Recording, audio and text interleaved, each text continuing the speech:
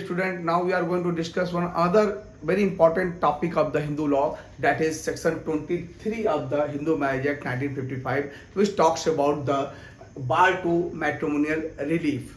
As the name itself indicates that bar means matrimonial relief. We have already discussed all the matrimonial relief which is enshrined under the Hindu Marriage Act 1955. As far as the matrimonial relief is concerned, we have already discussed restriction of conjugal rights, which is enumerated section 9, judicial separation section 10, nullity of the marriage, which is talks about the section 11 and 12, divorce section 13, which includes mutual consent section 13b, and maintenance, as you know well that section 24 talks about the maintenance pendant right, and section 25 talks about the permanent alimony. Even 26 also, which talks about the custody to children, and section 27 which talks about the proceeding against the matrimonial property. So all these things we have already discussed. What kind of the remedy which is available under the Hindu Marriage Act, we have already discussed in detail in different our videos. Now the question arises, if you wanted to seek any matrimonial remedies or any proceeding which is going on before the court of law, अगर petitioner ने ये जो petition ये decree है, अगर इन accessories करके, कन्हाइवेंस करके, कॉन्डोनेशन करके, कॉल्यूजन करके, अननेसेसरी डिले या taking advantage of own wrong के अंतर्गत प्राप्त किया है, तो ऐसी स्थिति में डिक्री उसके फेवर में भले ही पारित की जाए, लेकिन वो डिक्री जो है वो नलिटी माना जाता है। यानी कि अगर पिटिशनर ने कोई लॉ लिया है, अब कोर्ट को मिसगाइड कर कर, जुडिशियल प्रोसेस को मिसयूज कर कर, तो ऐसी डिक्री जो है वो नलिटी घोषित की जाएगी। तो यहाँ पर जो पूरा का पूरा जो प्रिंसिपल है, ये सेक्शन 23 का जो बार टू मैट्रिमोनियल रेमेडी है, ये बेसिकली पिटिशनर के लिए है। और ये जो बार टू मैट्रिमोनियल रेमेडीज है वो it is basically on the basis of the fault theory, which we have already discussed when we are discussing about the section 13 sub clause 1 of the Hindu marriage act. As we have already discussed, section 13 sub clause 1 talks about the different grounds of divorce. We have already discussed adultery, under which we have already discussed adultery, cruelty, unsoundness of mind, conversion, leprosy, venereal disease, renunciation of the world, missing for 7 years or presumed death. And 4 additional grounds we have already discussed, that is pre-act polygamous marriage, husband guilty of rape, sodomy and bestiality, wife getting the maintenance under certain section of the Hindu Marriage Act, and the last is option of puberty. So all these 13 grounds which are available under the 1955 Act, Hindu Marriage Act, under which a petitioner wanted to take divorce from the other spouse, लेकिन अगर कोई petitioner इस grounds के आधार पर divorce लेना चाहता है, तो इसे प्रूव करना पड़ेगा he is not at fault and other party is at fault. Means ये पूरा का पूरा सेक्शन 23 जो बेस्ड है वो ये है कि विवाह का एक पक्षकार फॉल्ट पर नहीं है, जो कि निर्दोष है, जबकि दूसरा का दूसरा पक्षकार फॉल्ट पर है, जो कि दोषी है। दोषी व्यक्ति के दोष के लिए निर्दोष को बेनिफिट दिया जाता है इस सेक्शन के सेक्शन 9, 10, 11, 12, 13 और 24, 25, 26, 7 के अंतर्गत कोई लाभ, कोई बेनिफिट, कोई रेमेडीज, कोई रिलीफ जो है वो पिटिशनर के फेवर में पारित की जाती है, अगर इससे सिद्ध हो जाए कि पिटिशनर फॉल्ट पर नहीं है। अगर पिटिशनर खुद ही फॉल्ट करेगा तो फिर ऐसी स्थिति में सेक्शन 23 का लॉ पिटिशनर को नहीं दिया जाएगा। क्यों? क्योंकि एक इक्विटी का एक सामान्य सा प्रिंसिपल है, one who seek equity must do equity himself. यदि आप चाहते हैं कि आपके साथ न्याय हो तो आपको न्याय करना भी पड़ेगा, तभी आप कोर्ट में जाकर रेमेडी प्राप्त कर सकते हो। आप अगर कोर्ट में जाते हैं तो आपका हाथ क्लीन होना चाहिए। अगर आप खुद ही खूनी हैं, आपका हाथ खून से सना हुआ है, फिर कोर्ट जाकर आप जस्टिस की मांग नहीं कर सकते हैं। कोर्ट में अगर आपको जाना है तो आप के हाथ क्लीन होने चाहिए, साफ होने चाहिए, आप खुद फॉल्ट पर नहीं हो, आप खुद गिल्ट नहीं हो, तभी आपको लाभ मिलेगा इस पूरे के पूरे मैट्रिमोनियल रिलीफ में। फिर से मैं रिपीट कर दूं, matrimonial relief which you are talking about section 9 judicial restrain of conjugal rights, section 10 judicial separation, section 11 talks about the void marriages, Section 12 talks about the wadable marriages, and Section 13 make the provision for the divorce. Section 13B is mutual consent. Section 24 talks about the maintenance pendant right, and Section 25 talks about the permanent alimony.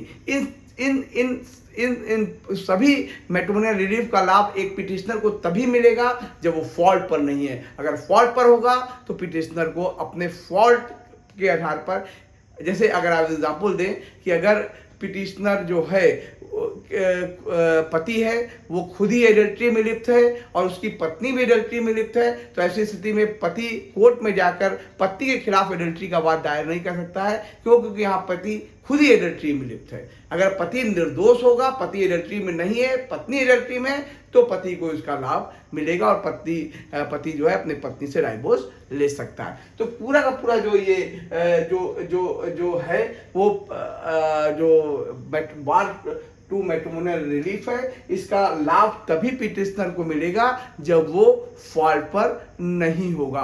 और burden of proof lies upon the petitioner to prove that whatever the petition he has brought before the court of law he himself is not at fault. ये सिद्ध करने का भार petitioner को खुद ही हुआ है, पिटिशनर के ऊपर ही है कि वो निर्दोष है और अगला दोषी है। अगला क्यों दोषी है, इसके फेवर में पिटिशनर को ये बताना पड़ेगा, और वो निर्दोष क्यों है ये भी कोर्ट को बताना पड़ेगा। अगर कोर्ट जो है इस बात को सेटिस्फाइड है कि पिटिशनर इस पूरे मैट्रिमोनियल रिलीफ में कोई गुनहगार नहीं है, कोई खुद फॉल्ट पर नहीं है, दूसरा व्यक्ति दूसरा पक्षकार फॉल्ट पर है, तब पिटिशनर जो है तब कोर्ट जो है इस सेक्शन के अंतर्गत, डिफरेंस सेक्शन के अंतर्गत उसे कोई मैट्रिमोनियल रिलीफ प्रदान कर देगी। अब आइए देखते हैं कि किन किन आधारों पर एक पिटिशनर को लाभ नहीं दिया जाएगा, यानी कि कौन कौन से बार है जो मैट्रिमोनियल रिलीफ के रास्ते में आड़े आते हैं, जो अगर प्रूव्ड हो जाएगा तो पिटिशनर को लाभ नहीं दिया जाएगा। तो सबसे पहला ये बार है वो है एसेसरीज। एसेसरी का मतलब होता है कि पिटिशनर अगर खुद ही active participate before coming to this different ground. एक बात मैं बताना चाहता हूं कि जो 1 2 3 4 5 6 जो ग्राउंड्स हैं जिसके आधार पर पिटिशनर जो है अगर खुद ही फॉल्ट पर होगा तो उसे लाभ नहीं दिया जाएगा। इस 6 में से ये 3 ऐसे आधार हैं जो स्पेसिफिक बार हैं जो सिर्फ एडल्ट्री के मामले में लागू होते हैं। स्पेसिफिक बार का मतलब है एक पर्टिकुलर प्लेस पर ही अप्लाई करते हैं, जबकि ये कलूजन और अननेसेसरी डिले और या इम्प्रॉपर डिले जो है वो जनरल बार है, यानी कि सभी मैट्रिमोनियल रिलीफ में काम आते हैं। लेकिन जब ऊपर के 3 बार जो है वो सिर्फ और सिर्फ, खासकर ऊपर के 2 बार जो है एडल्ट्री में, और तीसरा बार जो बार है वो एडल्ट्री और क्रूरटी दोनों में लागू होते हैं। अब आइए one by one will discuss all the bar. पहला है एसेसरीज का मतलब होता है एक्टिव पार्टिसिपेशन, यानी पिटिशनर किसी एडल्ट्री के मामले में खुद ही एक्टिव पार्टिसिपेशन करे, यानी खुद ही एक्टिव रोल प्ले करे।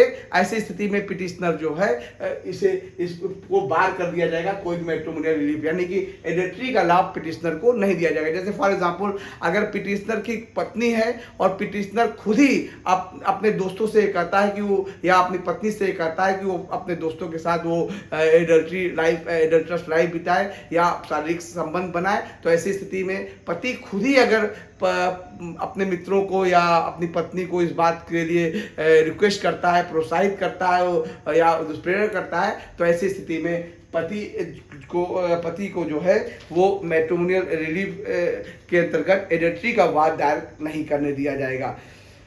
तो यहाँ पर दूसरा है कनाइवेंस। कनाइवेंस का मतलब होता है मौन सहमति। मौन सहमति का मतलब होता है कि कोई काम अगर आपके सामने हो रहा है और आप को एक्सपेक्ट किया जाता है कि अगर आप चाहते हैं उसका विरोध करना तो विरोध करें, लेकिन अगर आप साइलेंट है, जैसे लॉ में कहा जाता है कि silent is a half consent, यानी कि अगर आप खुद ही मौन रहकर यानी इम्प्लाइडली अपनी कंसेंट देते हैं किसी कार्य को होने में। जैसे मान लीजिए पत्नी जो है पत्नी के बेडरूम में रात के 2 बजे कोई बाहर से कोई व्यक्ति आता है और वो जब आ रहा है तो देख रहा है कि वो पति उसको देख रहा है कि वो अपने घर में आ रहा है, उसके पत्नी के बेडरूम में जा रहा है और एक आधे घंटे बाद वो कपड़े उपड़े ठीक करते हुए बाहर निकलता है और उस देखने के बावजूद भी पति कुछ नहीं बोलता है और घर के बाहर चला जाता है। तो ऐसी स्थिति में मान लिया जाएगा कि पति ने उस एडल्ट्री में अपनी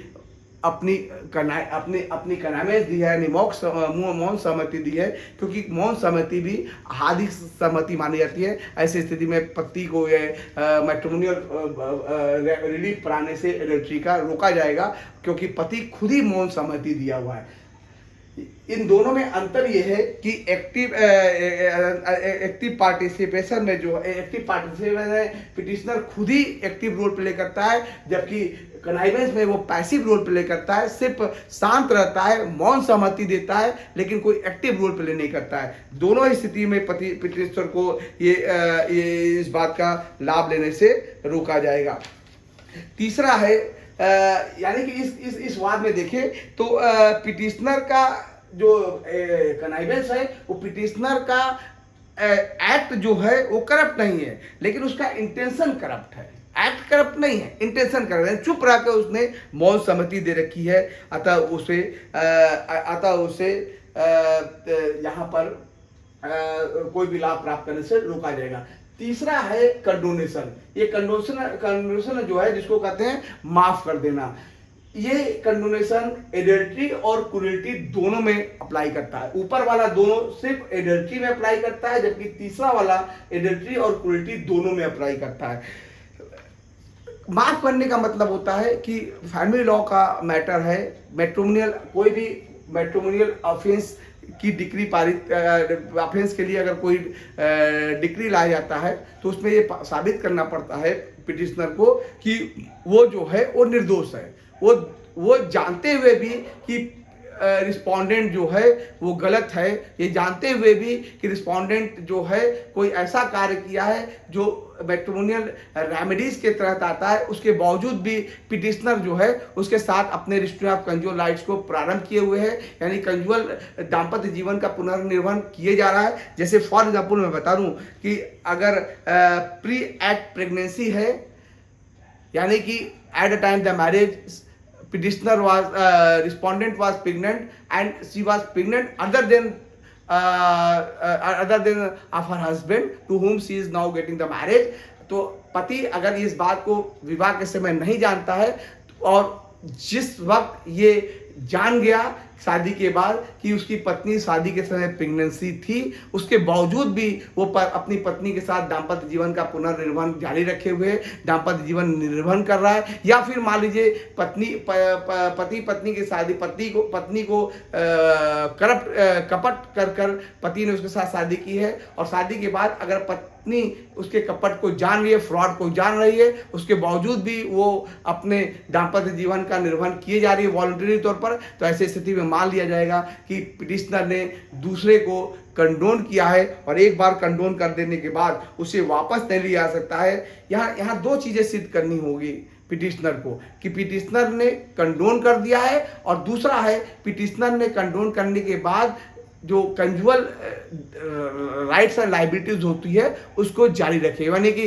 दाम्पत्य जीवन का निर्वहन जारी रखे हुए, यानी ना माफ भी किया है प्लस जारी भी रखे हैं। ऐसी स्थिति में कंडोनेशन पूरा हो जाता है और एक बार कंडोनेशन कर दिया गया तो उसे लेकिन एक बात यहाँ पर भी स्पष्ट है कि कंडोनेशन तभी होना चाहिए जब पिटिशनर को मटेरियल फैक्ट की जानकारी हो। अगर पिटिशनर को मटेरियल फैक्ट की जानकारी नहीं है और वो भ्रम में कंडोन किया है, या जैसे मान लीजिए कि पत्नी जो है पति से ये कहती है कि शादी से पहले उसका किसी पुरुष के साथ अफेयर था और शारीरिक संबंध भी था, पति ने सब चीज़ जानते हुए भी उसको माफ़ कर दिया कि चलो ठीक है, एक पति के साथ था, कोई दिक्कत नहीं, चलो अब उसके बाद नहीं करेगी। लेकिन बाद में ये पता चलता है कि उसका एक पति एक लड़के के साथ नहीं, शादी से पहले कई लड़कों के साथ सेक्सुअल रिलेशनशिप था। ऐसी स्थिति में ये कंडोन नहीं माना जाएगा, क्योंकि पति ने एक को मानते हुए कंडोन किया था, यहाँ कई है, तो ऐसी स्थिति में ये कंडोनेशन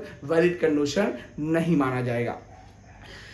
चौथा है कलूजन। कलूजन का मतलब होता है मिली भगत से। ये बहुत ही इंपॉर्टेंट क्लॉज है। कलूजन और अननेसेसरी और इम्प्रॉपर डिले या अनड्यू डिले जो है, ये दोनों ही सामान्य बार है। और सामान्य बार का मतलब होता है ये ऐसी रुकावट है जो सारे मैट्रिमोनियल रिलीफ में लागू होते हैं, यानी relation of conjugal rights, judicial separation, nullity of marriage, divorce, mutual consent, maintenance, सभी मामलों में ये दोनों जो बार है वो अप्लाई करते हैं। यानी कलूजन का मतलब होता है मिली भगत। अगर पार्टी रिस्पोंडेंट एंड पिटिशनर यानी विवाह के दोनों पक्षकार मिली भगत कर कोर्ट से कोई रिलीफ प्राप्त करते हैं, कोर्ट को धोखा देकर, यानी कि कलूजन का मतलब होता है मीटिंग ऑफ माइंड, कोर्ट को धोखा देकर। जैसे धोखा कैसे देंगे कोर्ट को? मान लीजिए म्यूचुअल कंसेंट की डिग्री के लिए जरूरी है कि जब दोनों पार्टी पिटिशनर दायर कर रहे हैं तो उसे साबित करना पड़ता है कि 1 साल से वो दोनों अलग रह रहे हैं। अतः 1 साल बीतने के बाद दोनों पक्षकारों को म्यूचुअल सेक्शन 13B के तहत न्यायालय में पिटिशन दायर करना होता है। और पिटिशन दायर करने के बाद 6 महीने के भीतर और 6 महीने के बाद और 18 महीने के भीतर पुनः एक बार अपीयर होना पड़ता है। मान लीजिए पहली बार दोनों पिटिशनर गए और ये कहते हैं कि वो साल भर से अलग रह रहे हैं, जबकि हकीकत ये है कि वो 2-3 महीने से ही अलग रह रहे हैं। दोनों ने आपसी कोलूजन कर लिया है और वकीलों के माध्यम से वो सिद्ध कर दिया है कि वो साल भर से अलग रह रहे हैं। यानी कि उन्होंने कोर्ट को गुमराह किया है और गुमराह करके म्यूचुअल कंसेंट के अंतर्गत अगर डिग्री प्राप्त की है तो फिर ऐसी स्थिति में ये डिग्री नलिटी घोषित की जाएगी कोर्ट के द्वारा। उसे म्यूचुअल कंसेंट के आधार पर डाइवोर्स नहीं माना जाएगा। आजकल जो बहुत ही विशेष मामले चल रहे हैं कि कभी कभी सरकारी लाभ या कुछ रिजर्वेशन का लाभ, जैसे ईडब्ल्यूएस का लाभ जैसे का प्राप्त करने के लिए कभी कभी पति पत्नी नौकरी प्राप्त करने के लिए वो पत्नी जो है अपने पति से डाइवोर्स ले लेती है, ये दिखाने के लिए कि डाइवोर्स ले लेगी तो पति की इनकम उसकी इनकम में नहीं आएगी और ये वो इकोनॉमिक वीकर सेक्शन में कैटेगरी में आ जाएगी और उसे रिजर्वेशन का बेनिफिट मिल जाएगा और रिजर्वेशन का बेनिफिट मिलने के बाद वो पुनः आपस में शादी कर लेंगे। तो ऐसी स्थिति में अगर इस प्रकार का कोई कोलूजन करके वो मैट्रिमोनियल रिलीफ लेती है तो ऐसे रिलीफ जो है, ऐसी डिग्री जो है वो नलिटी घोषित की जाएगी कलूजन, क्योंकि कोर्ट में ये जरूरी है। या कभी कभी होता है कि डिग्री कोर्ट को कलूजन करने के पश्चात दोनों ने कलूजन किया है, डिग्री प्राप्त कर लिया और कुछ दिन के बाद, कुछ समय के बाद, कुछ सालों के बाद पता चलता है कि दोनों ने कलूजन से डिग्री प्राप्त की है, तो भी कभी किसी भी स्टेज पर कोर्ट जो है ऐसे डिग्री को नलिफाई घोषित कर देगी। पांचवा है अननेसेसरी और अनड्यू डिले या इम्प्रॉपर डिले। ये जरूरी है कि सभी रिलीफ तभी दी जाएगी जब कोई भी पिटिशनर जो है वो with in A time frame court में अपनी पिटिशनर को दायर करेगा।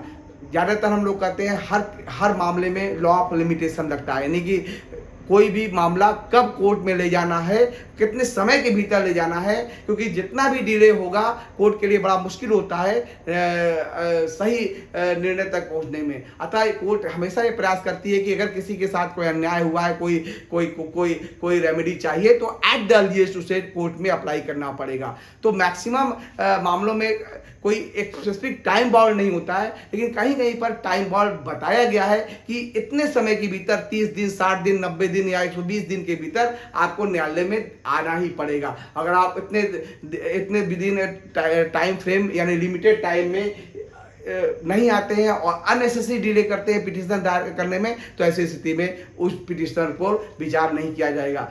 लेकिन अगर ये आप सिद्ध कर देंगे कि पिटिशनर को अननेसेसरी पिटीशन को दायर करने में अननेसेसरी डिले का कोई रीजनेबल ग्राउंड है, कोई रीजनेबल कारण है और कोर्ट उस कारण से सेटिस्फाई होती है, तो इम्प्रॉपर डिले होने के बावजूद भी कोर्ट चाहती है कि वो चाहे तो वो उस मामले को, जैसे मान लीजिए प्रॉपर्टी का मामला हुआ तो यहाँ पर लिमिटेशन है 6 महीने के भीतर वाद दायर कर लेना होता है। 6 महीने से ज़्यादा समय हो जाएगा तो आपको साबित करना पड़ेगा कि वो क्यों नहीं, कोई रीजनेबल कारण था। जैसे मान लीजिए 30 दिन के भीतर पिटिशन दायर करना हुआ है और कोर्ट और पिटिशनर ने ये सिद्ध कर दिया है कि विद इन 30 दिन या 60 दिन वो हॉस्पिटल में था, वो उसकी पैर टूट गई थी, वो चल फिरने पाने में असमर्थ था, तो जैसे ही हॉस्पिटल में डिस्चार्ज हुआ वो दूसरे दिन कोर्ट गया। तो ऐसी स्थिति में इस तरह के रीजनेबल जो रीजन है उसे अनड्यू डिले नहीं माना जाएगा और कोर्ट चाहे तो पिटिशन स्वीकार कर सकती है, अदरवाइज इसे अनड्यू डिले मानते हुए वो बाहर कर दिया जाएगा।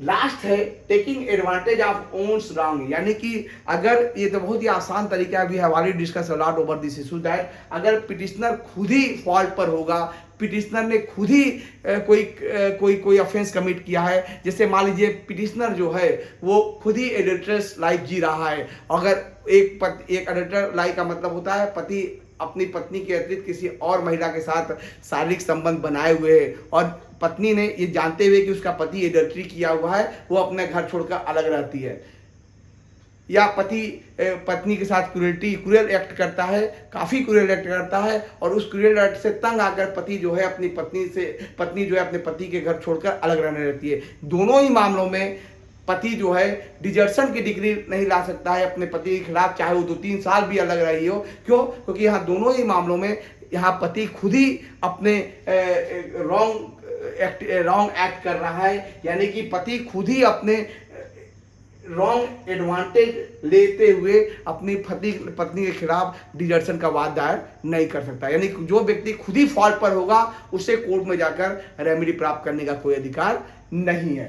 और एक लास्ट है कि क्योंकि ये समय के अनुसार ये सारे ग्राउंड्स जो हैं वो चेंजिंग होते हैं, लॉ जो है अकॉर्डिंग टू सर्कमस्टांसेस चेंज हो जाते हैं। खासकर फैमिली अफेयर्स के मैटर में बोला जाता है कि ये जो है ये पार्टी टू पार्टी सर्कमस्टांसेस बदलते रहता है। तो ये एक जो 5-6 जो ग्राउंड्स बताए गए जिसके आधार पर बार किया जाता है, हो सकता है कि कोई 7वां ग्राउंड हो जाए, यानी कि ये ऊपर के जो ग्राउंड्स है वो ना आते हों, लेकिन कोर्ट को लगता है कि ये ग्राउंड्स ऐसा है जिसमें कि मैट्रिमोनियल रेमेडी के लिए बार किया जा सकता है, तो ये एनी अदर वैलिड ग्राउंड्स में आ जाएगा और ऐसी स्थिति में उसे भी कोर्ट चाहे तो पिटिशनर को ये मैट्रिमोनियल रिलीफ देने से मना कर सकती है। सेक्शन 23(1) जो है ये सारी व्यवस्था करता है, जबकि सेक्शन 23(2) ये कहता है, जो कि बहुत इंपॉर्टेंट सेक्शन है, रिकॉन्सिलिएशन की बात करता है। यानी कि न्यायालय कोई देखिए फैमिली अफेयर्स का मैटर काफ़ी डिलिकेटेड मैटर होता है, यानी पति पत्नी के बीच में कोई मनमुटाव हो जाए, कोई विवाद हो जाए, उसके आधार पर रिलीफ चाहिए। पति पत्नी कोई दुश्मन नहीं होते हैं, पति पत्नी कोई हार्डकोर क्रिमिनल्स नहीं होते हैं कि कोर्ट हमेशा दोनों को सेपरेट रखना चाहती है। तो ऐसी स्थिति में क्योंकि विवाह को बचाना की जिम्मेदारी जो है वो कोर्ट के ऊपर होती है। ठीक है, मैट्रिमोनियल रिलीफ दिया जाता है, लेकिन court will try its level best to maintain the marriage at any circumstances, though there is a provision of the divorce under section 13 sub class 1 and 2. Despite of that, court will always make it possible effort in order to unite between these unite the parties. तो court हमेशा चाहती है कि विवाह continue करे। ऐसी स्थिति में ये कहा गया है कि न्यायालय जो है वो कोई भी डिक्री पारित करने से पहले ये पूरा प्रयास करेगी कि मामले को रिकॉन्सिलिएशन हो जाए, यानी कॉन्सिलिएशन में भेज दिया जाए।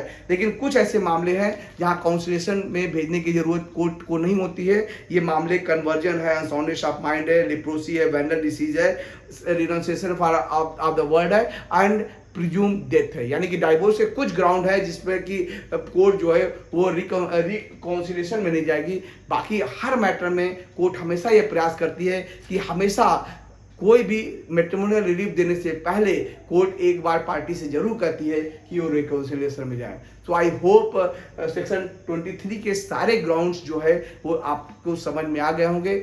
बस एक बात का ध्यान स्टूडेंट आपको रखना होगा कि सेक्शन 23 जो है वो कुछ ऐसे परिस्थिति बताता है जब पिटिशनर को उसके उसके रॉन्ग एक्टिविटीज से, यानी कि वो फॉल्ट पर खुद होगा तो उसे कोर्ट में जाकर रेमेडी लाने से रोका जाता है। ये पूरा का पूरा जो ऑब्जेक्ट है वो सेक्शन 23 का यही है। Thank you very much.